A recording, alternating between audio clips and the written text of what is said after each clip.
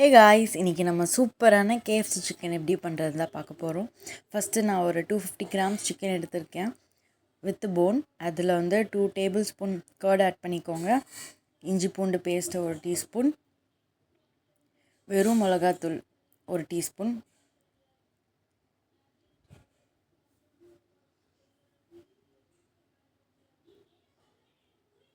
அதுக்கப்புறமா சால்ட் வந்துட்டு உங்கள் டேஸ்ட்டுக்கு ஏற்ற மாதிரி போட்டுக்கோங்க.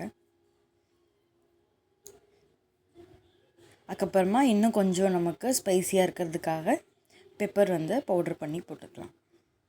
ஸோ இதெல்லாமே போட்டுட்டு நல்லா மிக்ஸ் பண்ணி வச்சுக்கோங்க. இது வந்து நமக்கு 4 hours ஊறணும்.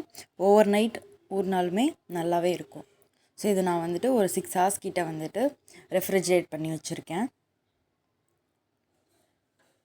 அதுக்கப்புறம் நம்ம இப்போ வந்து பிரெட் க்ரம்ஸ் ரெடி பண்ண போகிறோம். நான் எதுவும் இல்லை, ரஸ்க்கு வந்துட்டு வாங்கி அதை நான் மிக்சியில் பவுட்ரு பண்ணி வச்சுருக்கேன். ஸோ அது ஒரு பிளேட்டுக்கு ட்ரான்ஸ்ஃபர் பண்ணிக்கோங்க. அதுக்கப்புறமா எக்ஸ்.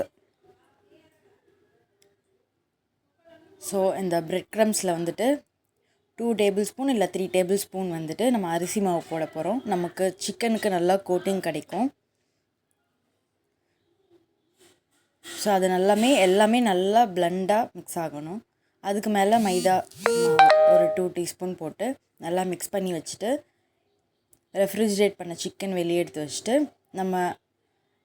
நம்மளோட எக்கில் வந்துட்டு ஒரு வாட்டி டிப் பண்ணிவிட்டு நெக்ஸ்ட் அந்த மாவில் வந்து டிப் பண்ணி அதை நல்லா உதறி விட்டுட்டு ஆயில் வந்து நமக்கு லைட்டாக பாயில் ஆனதுக்கப்புறமா லைட்டாக ஹீட் ஆனதுக்கப்புறமா நம்ம போட்டு ஒன்று ஒன்றா எடுக்க போகிறோம்.